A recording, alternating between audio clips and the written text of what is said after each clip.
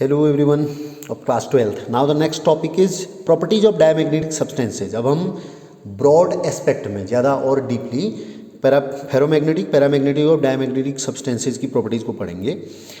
When a rod of diamagnetic material is suspended between two magnetic poles, then its axis becomes perpendicular to the magnetic field. अगर हम किसी diamagnetic substance की rod को किसी magnetic field में ऐसे लटका दें तो उसकी जो एक्सिस होती है वो क्या हो जाती है, मैग्नेटिक फील्ड के perpendicular.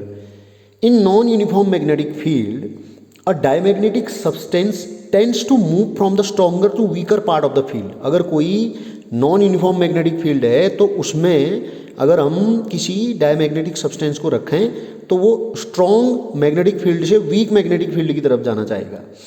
If a diamagnetic liquid be placed या taken in a watch glass placed on two magnetic poles. अगर किसी वॉच ग्लास में हमने एक डायमैग्नेटिक लिक्विड ले लिया और उसको दो पोल्स के बीच में, मैग्नेट के पोल्स के बीच में रख लिया तो क्या होता है, जो पोल्स जो हैं एकदम नज़दीक नज़दीक हों, very near to each other, then the liquid is depressed in the middle. तो लिक्विड बीच में डिप्रेस हो जाता है. मैंने दिखा रखा फिगर बना के, बीच में गड्ढा जैसा है, देखिए डिप्रेस हो जाता है.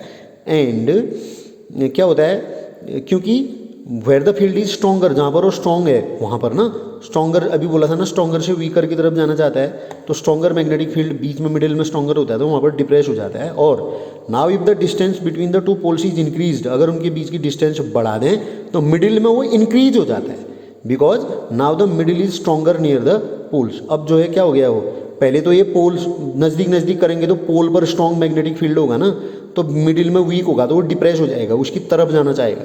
और बाद में हमने क्या कर दिया, दूर दूर कर दिया तो मिडिल में स्ट्रॉन्ग मैग्नेटिक फील्ड होगा तो वहाँ पर वो ऊंचा हो जाएगा. If a diamagnetic solution is powered into a you tube, अगर ये यू शेप की किसी ट्यूब में डायमैग्नेटिक लिक्विड को डाल दें और उसकी एक आर्म को नॉर्थ और साउथ पोल के बीच में रख दें तो उस आर्म में क्या होता है, देखो, the level of the solution in that arm is depressed. इस आर्म में नीचे हो जाएगा उसका लेवल, जबकि बराबर होना चाहिए था ना, लेकिन जहाँ पर मैग्नेट के बीच में रखा है उसमें नीचे हो जाता है. A diamagnetic gas when allowed to ascend in between the poles of a magnet spreads across the field. अगर कोई गैस है, डायमैग्नेटिक मटेरियल की कोई गैस है, उसको क्या कर रहे हैं हम किसी मैग्नेटिक फील्ड में असेंड करने के लिए छोड़ रहे हैं, रख रहे हैं, तो पूरे में मैग्नेटिक फील्ड में फैल जाती है. The susceptibility of the diamagnetic substance is independent of temperature. जो मैग्नेटिक सब्सटेंस की ससेप्टेबिलिटी होती है वो टेम्परेचर पे डिपेंड नहीं करती.